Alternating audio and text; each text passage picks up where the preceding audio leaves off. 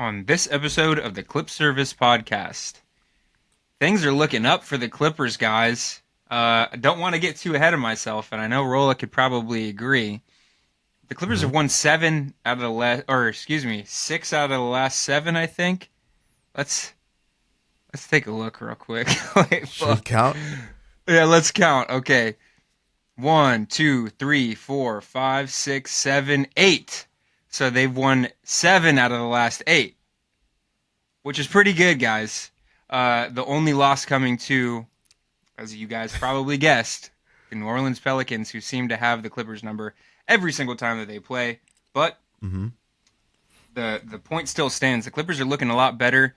The team was healthy last night against the Cavs for the first time in a while, and took the win because of it. So we're going to break down a lot of positive things to talk about in this episode of the Clip Service Podcast. We'll talk about the negatives, namely the game against the Pelicans, but a lot to be happy about right now, Clipper Nation. So we want to break it all down for you coming up.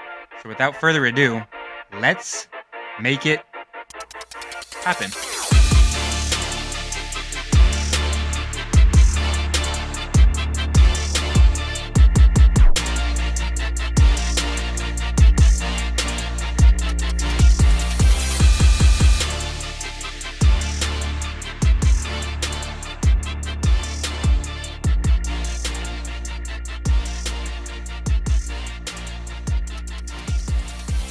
What's up, Clipper Nation? And welcome to the Clip Service Podcast. Please make sure to find us on Spotify, Apple Podcasts, Deezer, Amazon Music, and YouTube. And you can also find us on Twitter and Instagram at Clip Service Pod. I'm Rola, and this is my co-host, Nick. Let's get right into it. Let's get right into it, guys. As Rola said, this is the Clip Service Podcast, and we are here to talk about the Los Angeles Clippers, who are kind of on a little bit of a roll right now, guys. As I said up top, the Clippers have won 7 out of the last 8.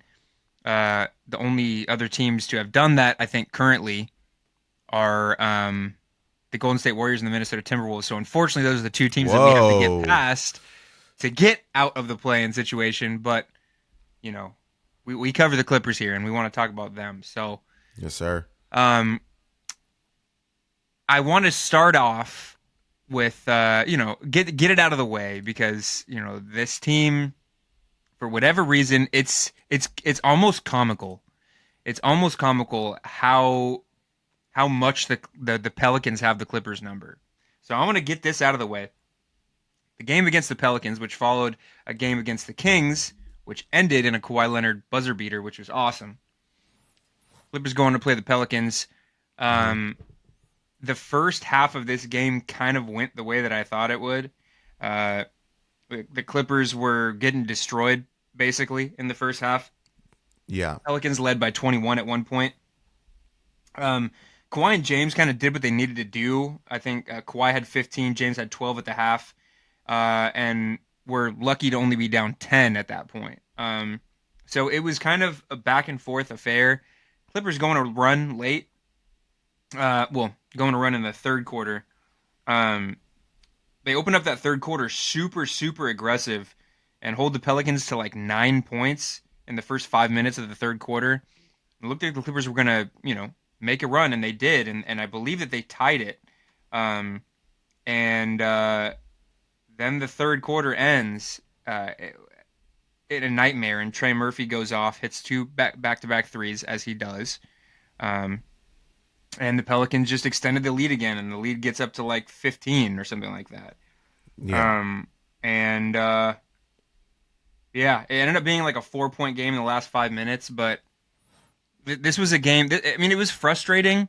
Like, if this was any other team other than the Pelicans, it'd be even more frustrating. It was frustrating because the Clippers managed to trim a 21 or completely erase a 21-point lead by the Pelicans. And looked like they were going to run away with the game. The momentum was on their side, but the way that they ended that third quarter really was a gut punch. Clippers going another run in the fourth, cut it to 4, as I said, but wasn't enough. This Pelicans team, no matter what iteration of this Pelicans team is on the court, whether it be DeJounte Murray or CJ McCollum or Brandon Ingram or Zion, or like Herb Jones and Jose Alvarado and Trey Murphy and Jordan Hawkins. Like this team has kicked the Clippers' ass for the last like 5 years. It's like I think the Clippers' record against the Pelicans in the last 5 years is like something absurd, 13-2 or 13-3 or something like that. It's ridiculous. Yeah, Um, and they did this beat our ass in the play-in 2 years ago, They did 3 years beat our ago. ass in the play-in, yeah, a couple years ago. I think they were the ones. It was either them or the Minnesota Timberwolves that actually knocked us out of the It play-in. was But them. yeah, because we had lost to the Timberwolves the game prior, the Yeah. play-in game prior. And that Um, was the Patrick Beverly meme. the Patrick Beverly meme. Oh yes, Yeah. yeah, when he jumped up on that table. Gotta love Pat. Yeah. I was not happy with Pat at that time, but I still love Pat Beverly. Shouts out to Pat Beverly. It's a big moment for him, clearly. Good times, dude. Yeah, I guess you can say that. But yeah, I mean, like I said, like I mentioned, James Harden and Kawhi up to the at halftime, were kind of doing their thing.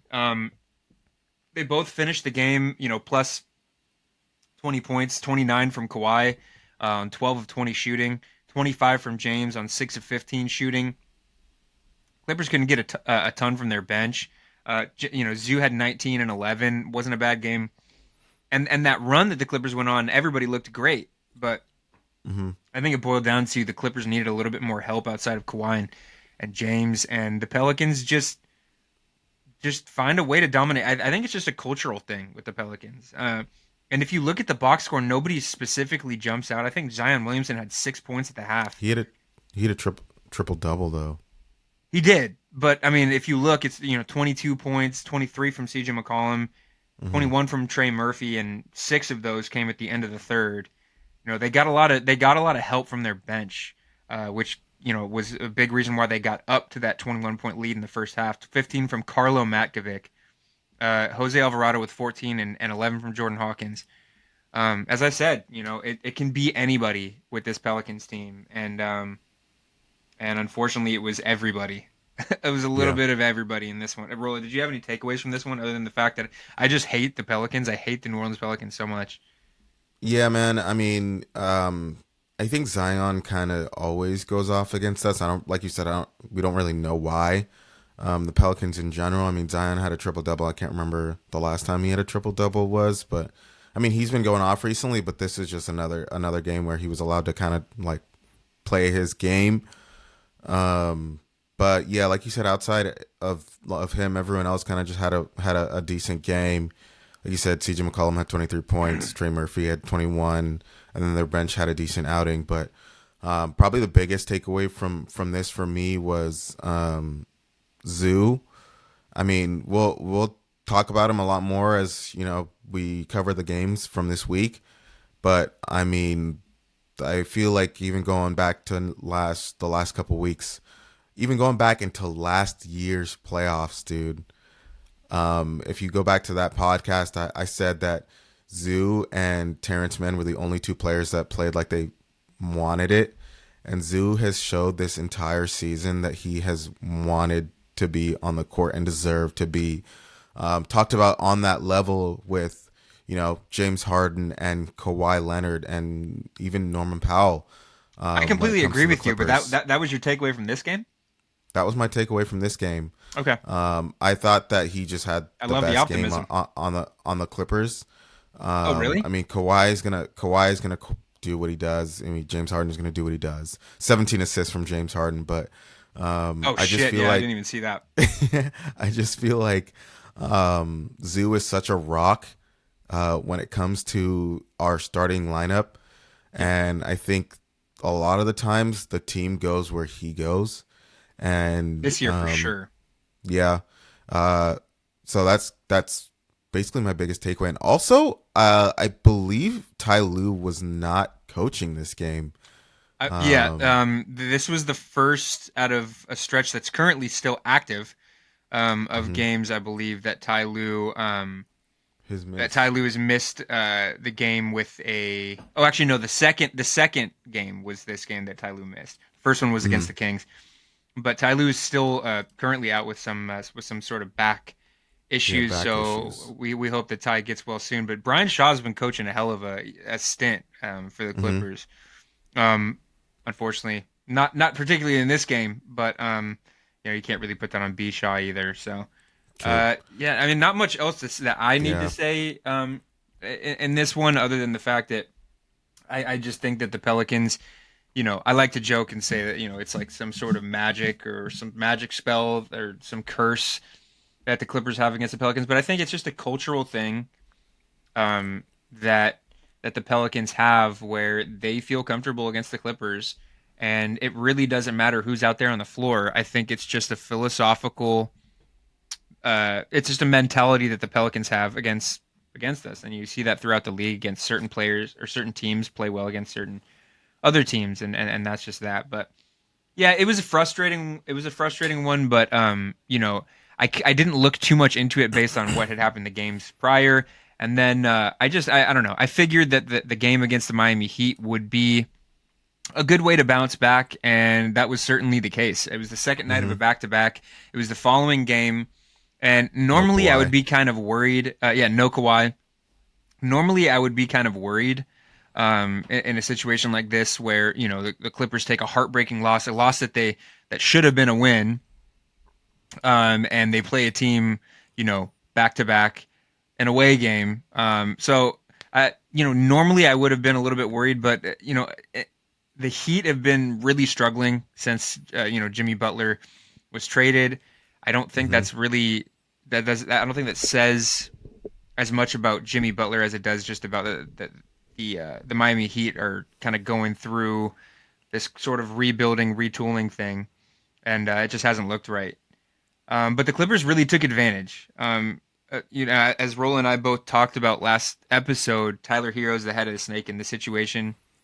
He's had a hell of a season, Yep. but the Clippers tend to do pretty well against guards that are not known for their defense or maybe like a smaller on the smaller side, whether it be in terms of height or in terms of build at the lead guard. And the Clippers kind of did that. I mean, Tyler Hero had 31, which that's a great game. But they were possessions where the bigger wings were kind of taking it at guys like Hero and the negative defenders on the Heat like Duncan Robinson and even Terry Rozier. And yeah, the Clippers managed to take a 119-104 win behind what was at this point the biggest game that Bogdan Bogdanovic had as a Clipper. 30 points, 11 for 16 from the field, which is Mm-hmm. great efficiency. 4 for 7 from three. Bogey was starting to show signs. He was starting to hit his shots at a more consistent clip, but this was definitely, I believe, to be at this point Bogey's best game as a Clipper. He got some help from Zoo with 26 and 14 rebounds, 24 from James Harden with 11 assists. But the player of this game was definitely Bogey, at least on the Clippers side, I think. Yeah, definitely. I kind of have a little bit of a hot take, but I'm gonna save that for in a second. But yeah, Bogdanovich, in my a couple episodes ago, I talked about how he'd really been struggling and how he hadn't been making his shots, and basically since then he's kind of been proving me wrong. He's really stepped up his game. He's really stepped up his scoring output, especially in this game with 30 points and 10 boards. James Harden posted him on his story of what did he call it? He, I Oh forgot yeah, what yeah, the yeah. I He forgot it was posted a like picture of him. Hardenovich. Oh yeah. Oh yeah, I thought you were talking about there was a picture that James Harden posted of them side by side, and then he posted a Yeah, side by side picture of White Man Can't Jump, yeah, exactly. which was pretty funny. And the interviews interviewed Bogdanovich, and they basically asked him about James Harden, and Bogdanovich had said like James Harden is such a professional. It was like This was the Unovich, second. right? Or was it Yeah, Unovich? Unovich. Yeah. Yeah. And he's talking about how Harden was such a professional. This is a second night of a back to back, and James Harden they got into Miami from well, From from New Orleans. New Orleans, and they got in late, and James Harden was the first one to practice or shoot arounds. He barely slept. He is, like working on his game, working on like his craft. He doesn't find any sort of excuse to not do what he needs to do. And Bogdanovich talked about how it motivated him, and we saw it in this game. 11 of 16, 4 of 7 from three. So yeah, I gotta say he was definitely the MVP of this game. But going back to Sneaky Zoo being the dominant force that he has been, 12 of 16 from the field, 26 points and 14 boards is absolutely nothing to sneeze at. Had Bogdanovich not dropped 30 points, the man of the match, the man of the game would have definitely been Zubac.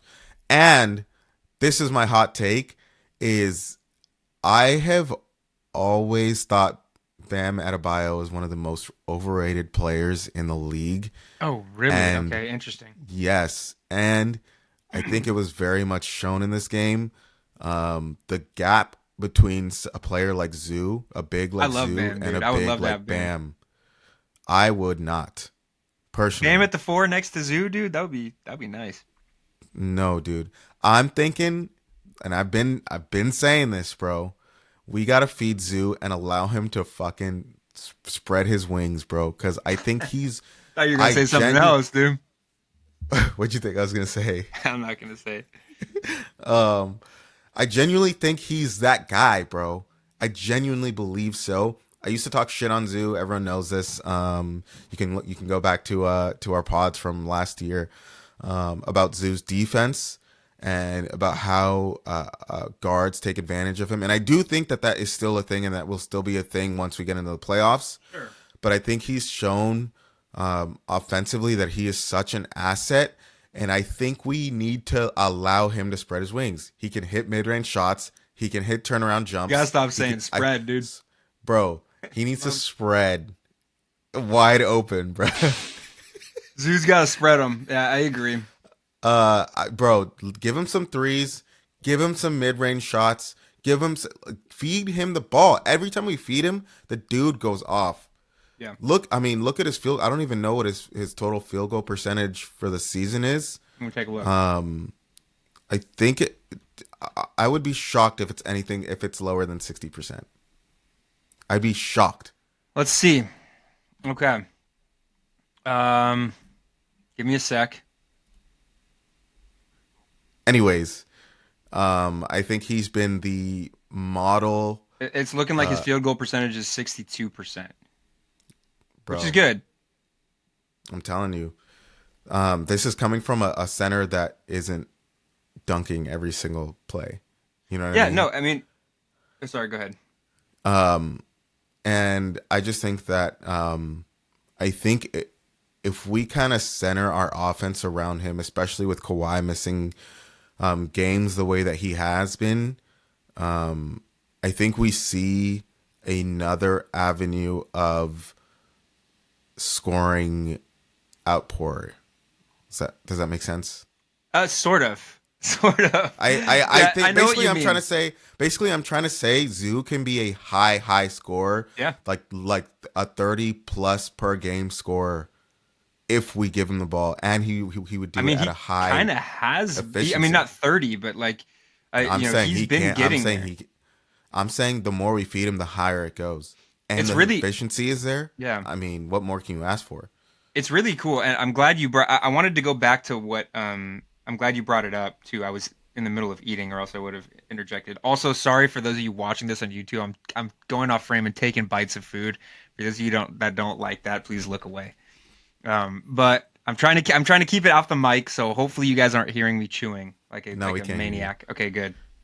But I did want to go back to what you said about Bogey and James and their relationship, and James or Bogey talking about James' leadership. But I'm glad that you also brought up Zoo, and you're kind of giving Zoo his flowers, because I completely agree. And this whole year, and you kind of saw the writing was potentially on the wall, last year. But I think that Zoo is on his way to becoming a franchise cornerstone, and like he kind of already is.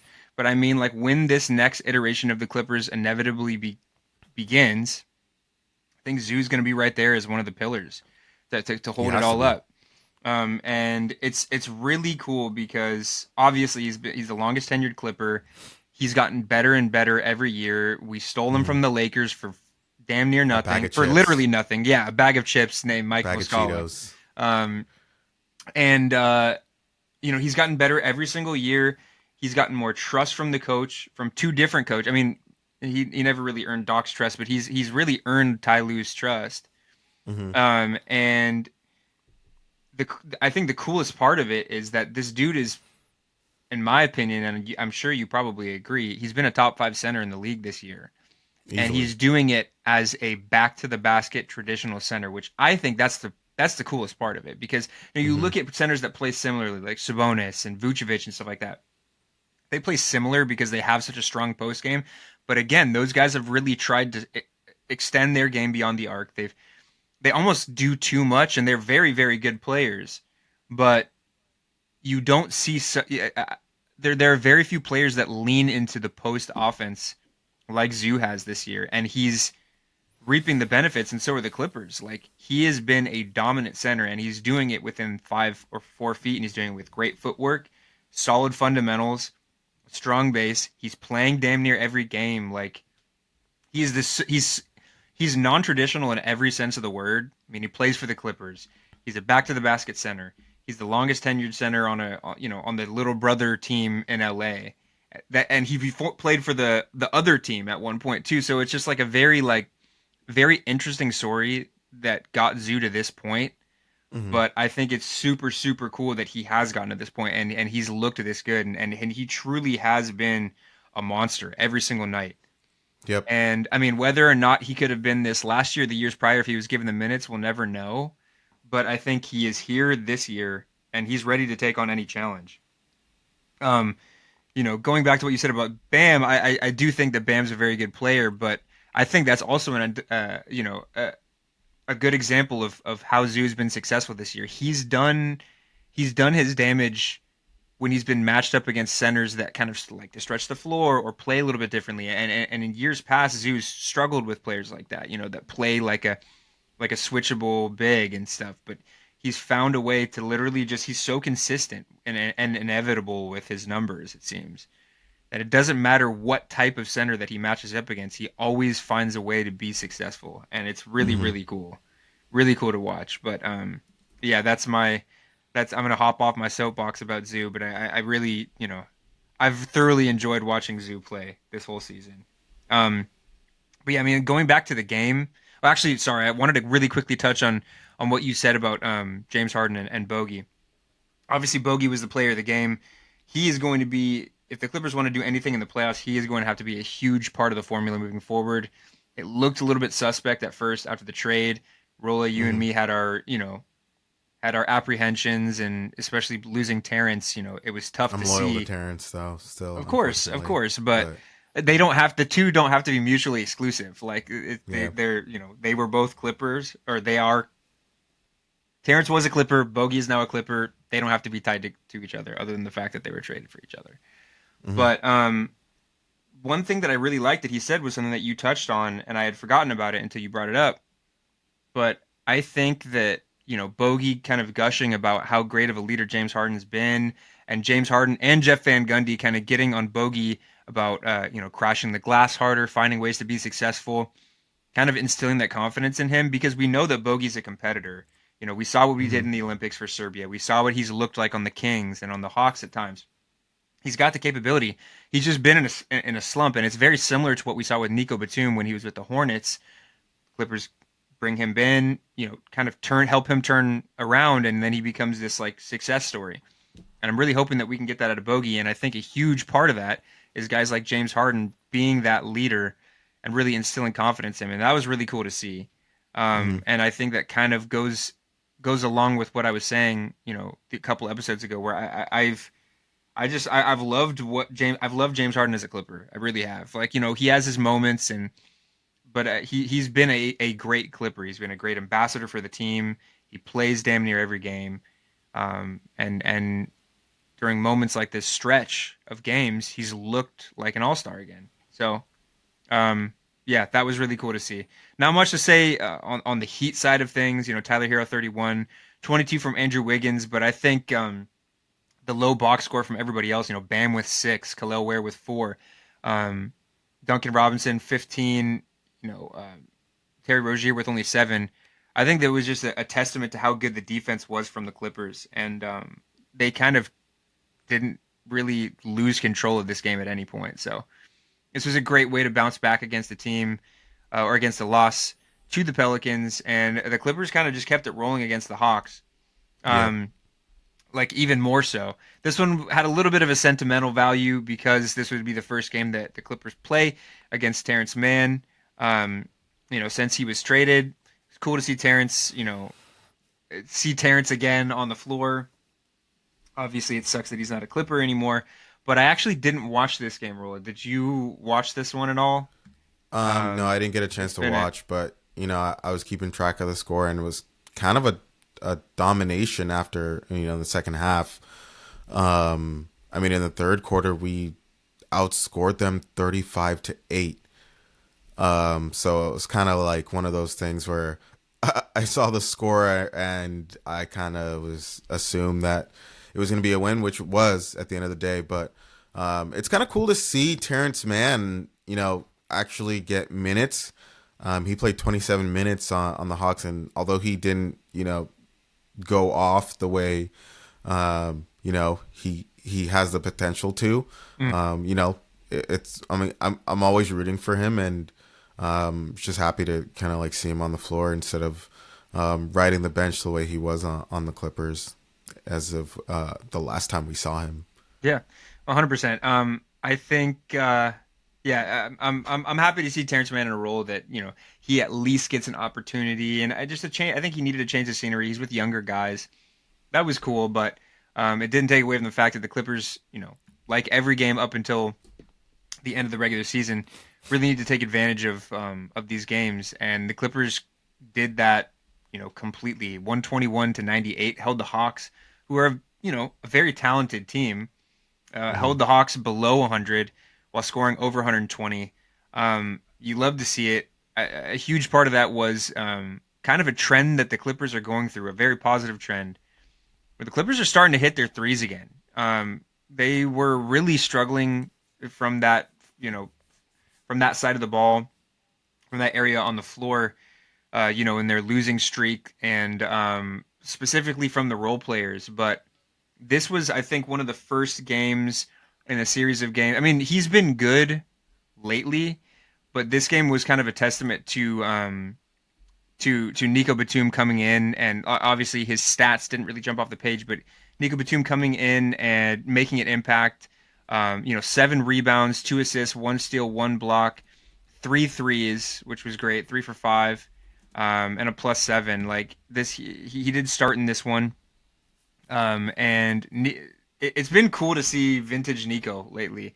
I know that's just kind of like a microcosm of the Clippers' success the last couple of games, but I think he's been a part of it. Having that switchable defender, but also having him do what we're so used to seeing Nico do, and just make positive plays on offense and be able to hit the three. And he's been hitting the three at a pretty high clip lately. But the Clippers kind of shot the Hawks out of the building at Hmm. times in this one. 44% from three to the Hawks 27%. Trae Young struggled in this one, and that was something that we touched upon last episode, where again, like we said about the Heat, I think the Clippers do really well against kind of minus sized guards or guards that are smaller and can't really defend the bigger wings, and the Clippers kind of took advantage of this one. Rolla, did you see anything specifically that you wanted to touch on? No, I mean, I think this game and the next game were kind of they're both kind of blowouts. So nothing we didn't expect. Kind of from our I was a predictions little from worried about last this week. one, but yeah, glad we took the win. Yeah. Uh, Talking about the next one, actually, I'm looking at the scores side by side. The Hornets game, unfortunately, I wasn't able to watch either. I've had a busy couple of days, but Hmm. if you look at it side by side, the Clippers dropped 121 against the Hawks and 123 against the Hornets, and kept both teams below 100. The Clippers end up beating the Hornets by a very very wide margin, 123-88. Obviously, that's something that you expect. The Hornets are, not only very The young and worst very team in the NBA. inexperienced, and the worst team in the NBA or one of them. But they're also hurt. They're dealing with injuries and stuff like that. They've had a lot of shuffling of players, and the Clippers definitely took advantage. But like I said, looking at these two scores side by side, the fact that the Clippers were able to in 2 games combine for 224 and hold both opponents to below 100 is pretty impressive. It shows not only that the offense is coming around, but the defense that the Clippers have been so good at this year is kind of coming back into form. The Clippers currently stand as the second defensive team in the league, second ranked defensive team in the league. And games against you know lower tier teams like this, it's a great time to be able to sharpen those defensive tools. And the Yeah. Clippers really did. I mean, the Hornets' leading scorer was Mark Williams with 18. They held LaMelo to 16. Miles Bridges was a non-factor at 7. Um, you know, Great game from the Clippers, pretty much all across the board. 31 from James Harden, 17 and 14 from Zoo. He's been a monster as we said before. Good game from Derek Jones, 12 points, 23 points from Kawhi Leonard, and none of the players played over 30 minutes except for James that played 31. But that's still compared to what he's kind of used to playing. That's a lot less than he normally plays. So it was just a great way to take care of business against the Hornets. And another dub that the Clippers desperately needed as they try to fight to get out of the play-in situation. Gonna go ahead and move on to the last game in our recap. The game that, in my opinion, and I know Rola hates it when I say this is my favorite win of the, or this was the best win of the year, but this was probably the best win of the season just based on the opponent. I mean, we beat the best. Mm-hmm. Also, the box score was 132 to 119. The Clippers ended up taking a win against the Cavaliers at the Intuit Dome, where they are currently like 23-6 or something like that. They've had a great home record this season after starting out 0-4. The Clippers ended up taking that win against the Cleveland Cavaliers, 132 to 119, just based on the fact that the Cavaliers have been the best team for most of the season. This was the first out of a couple games against some pretty tough opponents that the Clippers have. This was a game that I think a lot of Clipper fans were kind of ready to chalk up to being a loss, not necessarily Yeah. because they thought that the Clippers were going to play bad, but just the opponent and The Cavs are really all good. things considered, the Cavs are incredible. And it kind of started out. The game kind of started out a little rough. The Cavs were shooting a ton of threes. They weren't hitting an absurd amount of them, but they were hitting enough. And the Yeah. Cavs take a ton of threes. You think that the Boston Celtics take a ton of threes. The Cavs take a ton of threes, and they were hitting enough of them to kind of scare me at least. And the Clippers were missing some of theirs. Norman Powell did play in this one. It was good to see him back on the floor, although he only played 18 minutes. Contributed with 11 points, but he started. He was out there for the first several minutes, and early on it looked like Norm was trying to force things a little bit. I think that's kind of going to be the case for the next couple games. I think he's kind of trying to make up for lost time. Can't really Yeah. blame him for it. But now, with the way Bogey's been playing, and the way that Kawhi and James have been playing too, I don't think it needs to be the Norm show anymore. I think that I would like to see Norm kind of like pump the brakes a little bit and just kind of let the game come to him. But um, early on in the game, the Cavs kind of had control. The Clippers take a little bit of go on a little bit of a run. Bogey hits back-to-back threes late in the first, and both teams finish the first and the second quarters kind of hitting every three that they take. Right when the second quarter started, it was pretty much a shootout from both teams. It became a point of which team's going to be able to get a stop, going to be able to play some lockdown defense. And the Clippers were showing signs of it throughout the game. The Clippers take a 52-51 lead for a moment, stay attached. The Cavs start to get out to another lead. So it was kind of back and forth. At halftime, I believe the Cavaliers were up, but the game never really got away from the Clippers, and so they were showing The Clippers, to me, were showing that they were willing to compete defensively. They just had to string together a solid 10, 8 minutes of solid defense. And coming out of the half, the Clippers did just that. The Clippers come out pretty strong. Strus goes for like 8 straight. It was a very quick, minute and a half that Strus kind of went off a little bit, but from that point, the Clippers took over completely and went on I think it was a 20-3 run. Um, Clippers start putting the sledgehammer down. Bogey starts lighting it up. James, hits Evan Mobley with a crossover, gets to the hoop. Kawhi Leonard was great in this one, getting to his spots. If I look at the box score, it's a testament to how well balanced the scoring load was for this one, at least from the starters. Aside from Chris Dunn, who we don't necessarily need him to get a start. Also, it was Chris Dunn and Zoo's birthday, which was pretty cool that they got the win on their birthday. But 33 from Kawhi, 12 of 19, so hyper efficient. 5 for 6 from three. Kawhi was amazing in this one. Uh, Norman Powell, 11 points. James Harden, 22 points, 9 assists. James was struggling from the field in this one, but he was doing a great job of getting to the line. Was 10 for 11 from the free throw line. And Big Zoo with 28 and 20 on his birthday. This was really, really cool to see. Both him and Dunn making an impact on the team. Helping their team get a huge win on their birthdays. Bogey with 20 points in this one was 8 for 8 from the field. Just an all around great win to beat a team that has really been rolling in this one. Rola, did you have any takeaways from this one? Yeah, I did. Yeah, I mean, this was, like you said, going into this game, it was a really big game. I think a lot of Clipper fans, chalked it up as a loss, but I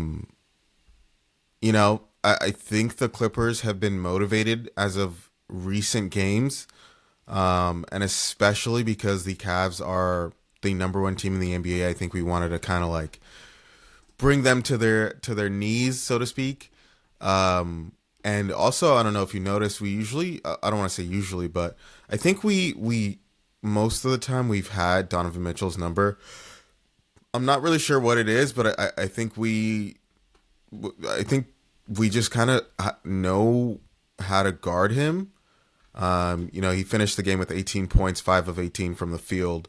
So an okay game, but overall, I think the Clippers just wanted it more. The Cavs were up by a couple points going into the second half, and I think that's where the Clippers kind of just turned it on, was the third quarter and the fourth quarter, and the Cavs couldn't really keep up. I mean, Evan Mobley had a plus minus of minus 27. Yeah, And kind of Evan Mobley. just Sorry, go ahead. and kind of just allowed our team to get whatever we wanted. That plus our bench kind of just locking in on defense, and Bogdanovich going 8 of 8 from the field, 4 of 4 from three with 20 points. I mean, we just praised him, and we just praised him in the game against Miami, where he dropped 30 points. And like you were saying, I think the Clippers are really going to need him. And when he does go off like this, if he's going off in a perfect game, I mean, it's going to be hard for us to lose that game, especially with Kawhi Leonard on the floor. Just an overall fantastic win against the best team in the league. Yeah, I couldn't agree more. I think that it wasn't necessarily Donovan Mitchell that. I mean, he didn't have a great game, but I think the biggest thing for me in this one was, or the biggest surprise to me in this one was Zoo's dominance against the Cavs front court. I was a little bit worried that because they run two, center-sized bigs, and they can, they affect the game in multiple ways. Evan Mobley can stretch the floor. Jared Allen is a pretty good rim protector, good rebounder. Thought that Zoo was going to have his hands full, but Zoo made some huge plays down the stretch, getting put back dunks. And Jared Allen really didn't have much of an answer for him in that post. He was moving Jared Allen all over the place, getting him dislodged, grabbing the rebound over him. Like Zoo is a huge factor in this one. Obviously, Kawhi probably gets game ball, or maybe even Bogey, just because he was perfect from the field with 20 points. But Zoo was one of the biggest reasons why we won this game, just in his dominance down low and the timeliness of his plays. Um, great game from Big Zoo on his birthday. Chris Dunn, my only knock with him was that he was doing the thing that he does every once in a while, which is a little troublesome. But he tends to get in foul trouble, tends to play a little too physical on defense, and he did get into foul trouble in this one, had to sit for a little while. But he made some big plays defensively and was kind of in the right place at the right time. So just an overall great win from the Clippers to take what I thought was the best win of the season. And now, as it stands after this win, it's kind of been a back and forth race to get out of the play-in or to hold position of the sixth seed, like the Warriors. But these three teams have kind of been jostling to either maintain their position or stave off whoever's below them. But as it stands right now, the Clippers currently sit at eighth, half game behind the Minnesota Timberwolves, who they do not have the tiebreaker against, and a full game behind the Golden State Warriors, who they do have the tiebreaker against, at sixth, out of the play-in. So I said it before this game. I thought that if the Clippers win this one, they have a good chance to get out of the play-in. If they lose this one, their chances of getting out of the play-in go down significantly, just because of who they have to face the next couple games. But with this win, they're right back in the race to get sixth, or maybe even, I don't know, maybe even fifth seed. The current fifth seed is the Memphis Grizzlies at 13. Clippers are at 17 and a half. So it'd be difficult, but I think the name of the game needs to be the Clippers get out of the play-in tournament, because the play-in always scares me. I know that tLie's kind of like a playoff, kind of more of a playoff coach. He likes to adjust. He likes multiple games to kind of get a feel for his opponent. In the play-in, that is not the case, and so tLie is more suited to have a playoff situation, a playoff series over a play-in situation. But guys, we're gonna take a quick break. I am going to Rola and I are going to get. Rola's having some technical difficulties right now. Did you get it figured out, buddy? No, not yet. Okay, perfect. Well, guys, we are going to take a quick break. We'll be right back with previews, and then we're going to get into some what's going on around the league. What is going on, guys? I am back. Rola was having some technical difficulties, wasn't able to get his computer to work. He may be back, he may not. So I'm going to continue the mission by myself for now, and we'll see if he makes a surprise appearance. But yeah, so the Clippers currently have 2 games ahead of them before we'll probably talk next again next week. And that is against the Memphis Grizzlies on Friday. So the Clippers get a good, nice, 3-day break in between a very, very emotional, hard-fought win against the Cleveland Celtics, the Cleveland Cavaliers. So they get a nice, little chunk of time to rest, which is great for Kawhi Leonard and for Norm, who's still coming back from that injury. So that's a welcome sight. And then the Clippers go on and play the Memphis Grizzlies at home at 7:30 on Friday the 21st. So in this one, as it stands, the Clippers, I mentioned up top that I mentioned earlier that the Memphis Grizzlies currently sit at 5th. I don't think. Oh, Rola's back. I'm back. What's baby. going on, dude? What's Did up? you get it to work? I did. All right. I love I that. just had to wiggle the cord around. I'm saying. Oh, sometimes it's just that easy. Sometimes it's that easy. Well, let's see. Where did I leave? Where did I? You're talking about the Grizzlies. Oh, okay. Yes, Memphis Grizzlies. So yeah, as it stands, the Memphis Grizzlies sit at 5th in the West. I don't really think that the Clippers will catch them, but it's certainly possible, and a win against them would certainly help that. But I think the focus needs to be getting out of the play-in. So, yeah, it's a tough matchup. The Grizzlies have kind of been struggling a little bit as of late. They've been anywhere as I think they were second in the West at one point. Now they're back down to 5. But regardless, this is going to be a tough game. The Grizzlies run a really potent offense. They're super, super deep. They have Guys at every position that they can pull off the bench. What is one thing that you're looking for now that I have you back, Rolla? What is one thing that you're looking for in this one against the Memphis Grizzlies on Friday? Um, well, I mean, the Grizzlies have been playing somewhat decent recently. So I think what I would like to see is kind of us lock in on defense and kind of us establish that defensive mindset that we had coming into the season.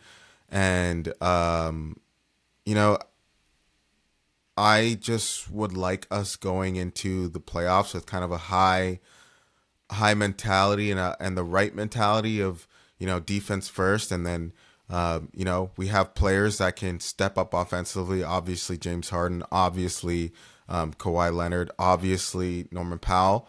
But once we lock in on defense, it almost makes the game a little bit easier for our offensive players to kind of take us to the finish line. So I would just like to see that identity really really flourish in this game, and kind of start here and go into the playoffs. Honestly, I don't know why. I had no idea, or I completely forgot that the Clippers are currently 2-0 against the Grizzlies this year. Other they lost one. But Clippers seem to be playing the Grizzlies pretty well this season. hmm Um, and so yeah, they lead the season series 2-0. Hope to make it 3-0. The Grizzlies have lost to the Kings recently and the Cleveland Cavaliers recently. So I think that the trend with those teams is the Kings have Domantas Sabonis. I'm not sure if he was available in that one, and the Cavs obviously have their dynamic duo front court, or yeah, their dynamic duo front court. So I think if there's any indication, I think that Zoo needs to be, as he should be in every game, a big factor in this one. Um, hmm Grizzlies do have Zach Edey. I don't know if he's going to play, but that's a bigger body to throw at Zoo. But Zoo, I think, can hold his own against a rookie. No matter how big he is, and Jaren Jackson's been really good this year, but um, you know, Zoo's been that good, and I think that he needs to be a focal point of this offense for the Clippers. The Grizzlies like to get out in transition and kind of wear their opponents down too. So I think the easier buckets that the Clippers can get, the better. There's no easier bucket, at least this season, than just dishing it to Zoo and letting him go to work. So I think Zoo's going to have to be the focal point on offense, or at least one of the biggest focal points on offense against this Grizzlies team. But the following game, and the last one that we're going to preview, is going to be against the Oklahoma Oklahoma City City Thunder. Thunder. Unfortunately, yes, the Oklahoma Tough City one. Thunder on Sunday. Now, one thing that I wanted to mention is I'm wondering, just throwing it out there, but I'm wondering who is going to be available for the Oklahoma City Thunder in this one. Um, I think that it's safe to say that the Thunder have a pretty firm control of the number one seed. They are 12 games ahead of the Houston Rockets at at second, so I hmm believe that they've already clinched the number one seed.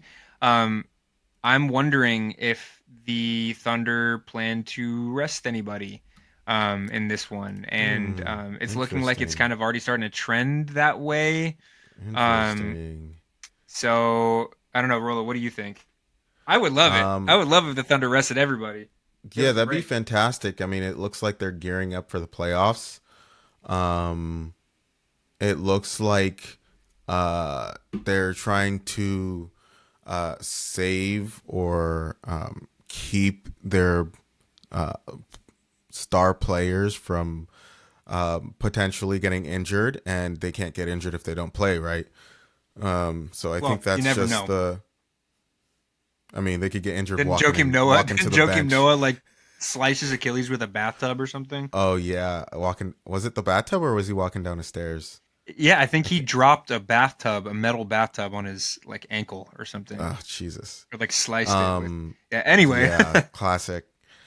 okay. Yeah. So I mean, I would like to see, as a Clipper fan, I would like to see them rest their stars. But as a fan of basketball, I would like to see them be completely healthy and see a matchup like we did with the Cavs, and know that we can beat a top tier team. Yeah, that's for sure. I don't know. Honestly, with how desperately the Clippers need to get a win, or, string together wins, I don't give a shit if the Thunder roll out like Lou Dort and the coaching staff as their starting five. Like, I will gladly take it if it means Uh that the huh. Clippers can get a win. Um, I will say though, I do agree that these games, and that's what made the Cavs game so beautiful was the Clippers were actually able to, like, they can go back to a game like that and say this is how we beat these good teams. Like, there's Hmm. tangible evidence that Clippers can go to toe with the best teams in the league.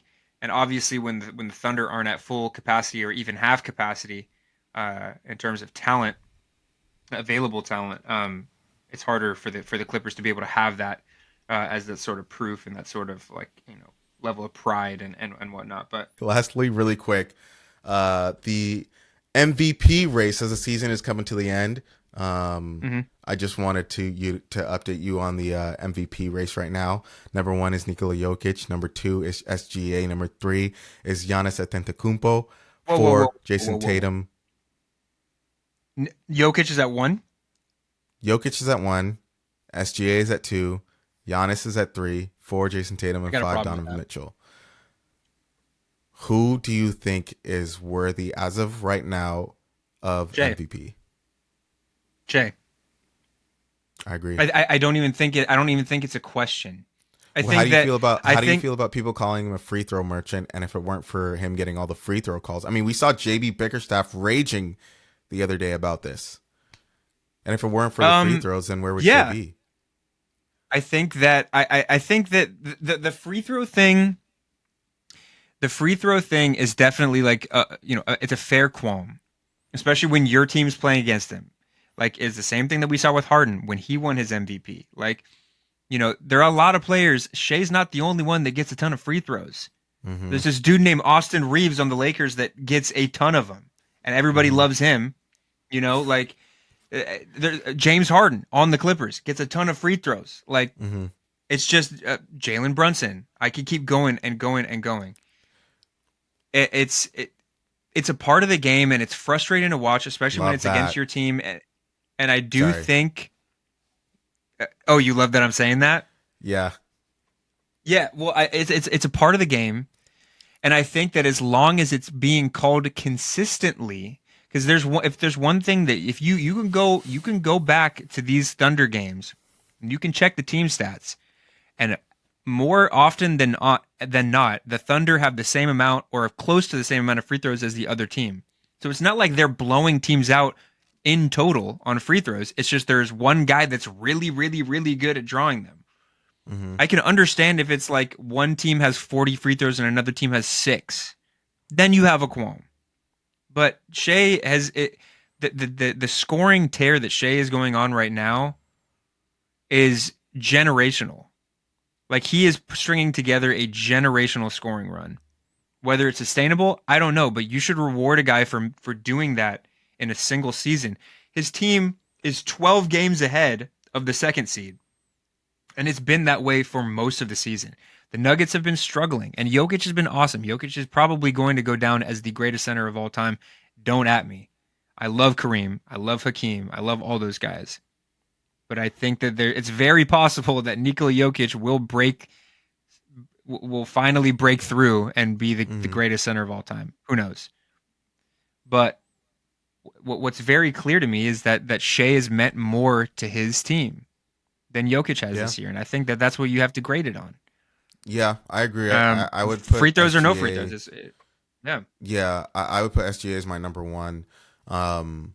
I've always said this, man, and going back to when James Harden was hated on for it. I think drawing fouls and drawing and getting free throws is a skill, as much of a skill as Steph Curry shooting threes. If you're really good at drawing free throws, and if you hate it so much, like, get good at it yourself. I mean, no one's stopping your team's point guard from getting from building that skill. I mean, I think they talk about Shea like always, and they always talk about how he plays at his own pace. And I think Shea's just good at moving at his own speed and stopping and going and understanding where people's arms are at and raising his arms at the right time. Same way James Harden does it. There are just things that he puts you in situations where you can't move quick enough, and it's a foul. That's his skill. That's how he scores. I don't think he should be hated for it because he is playing the game. If it was such a bad thing, they would remove it from the game, but they don't, and they haven't, and they won't, and Yeah, that's just part of it. I think you can hate on somebody for it because it is frustrating, but you can't use it as a means to detract from somebody's ability and detract from who they are as a player. Like I think you can the only time that you can really use it as a way to like take away from the game and take away from something is when there is a clear disparity between, you know, uh, from a team standpoint specifically, like if a team is running away with the free throw game consistently, then you know then you can take away from that. But yeah, I mean overall, to me, Shea is the clear favorite. Should be. I agree. That's all I got for what's going on. All right, guys. Well, thank you guys so much for listening. Clippers have two games, tougher games coming up, so hopefully the Clippers can keep it rolling against the Grizzlies and against the Thunder. I would love to come back here and say that the Clippers have continued their win streak. So let's hope for that, guys. Thank you so much for tuning in. You can catch us on YouTube, on Spotify, Amazon Music, Apple Podcasts, and Deezer. Check us out on YouTube. Let us know what you think of the pod, or on not YouTube, on Twitter and on Instagram. Let us know what you think of the pod. Give us a follow, comment, like, subscribe, all that jazz. And as Walt Disney once said, way back in the day, uh, go Clippers. Salute.